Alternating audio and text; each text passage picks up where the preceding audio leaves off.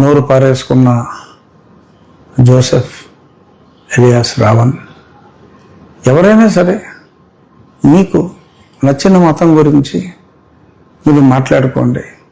పక్క మతం గురించి దయచేసి కించపరచకండి.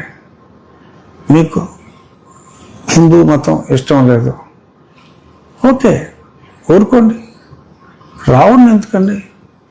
పురాణ పురుషుడు రావణుడు కొన్ని ఉత్తమ విలువలు కలిగిన పురుషోత్తముడిగా, ప్రజలకు ఒక ఆదర్శ వ్యక్తిగా, ఆదర్శ పరిపాలకుడిగా, ఒక నమ్మకంతో, ఒక విశ్వాసంతో ఎందరో ఉన్నారు. వారి మనోభావాల్ని కించపరచవలసిన అవసరం లేదు.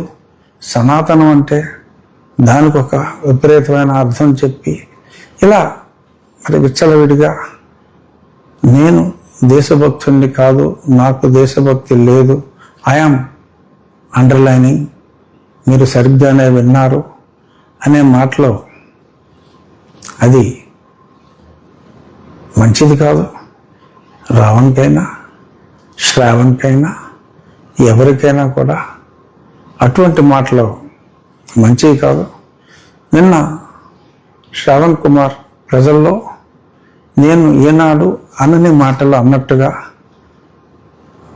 3 మేకులు 2 చెక్కలు దేవుడిగా జీసస్ క్రైస్ట్ని నేను అభివర్ణించినట్టుగా దుష్ప్రచారం అతను చేస్తున్నాడు. భగవంతుని సాక్షిగా నేను అటువంటి మాటలు మాట్లాడలేదు. నేను మాట్లాడింది నా వెన్నంటి వచ్చిన ఒక జన సైనికునికి నుదుటిపై మేకు, ఒక చెక్కకి మేకు పెట్టి నుదుటిపై దగ్గొడితే ఈ మేకులు కొట్టడం ఏంటి అని నేను మాట్లాడా. అది కూడా కత్తితో పడటం చూసాం, చాకుతో పడటం చూసాం.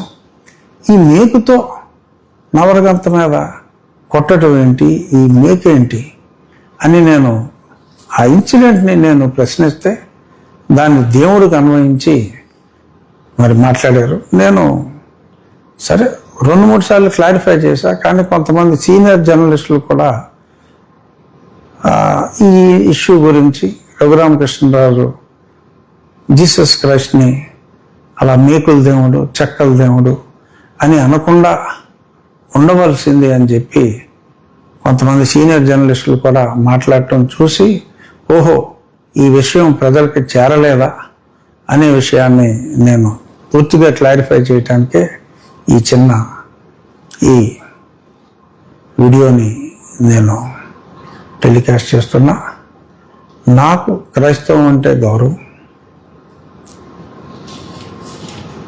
హిందూ మతం అంటే ప్రేమ, ఇస్లాం అంటే గౌరవం ఉన్నాయి.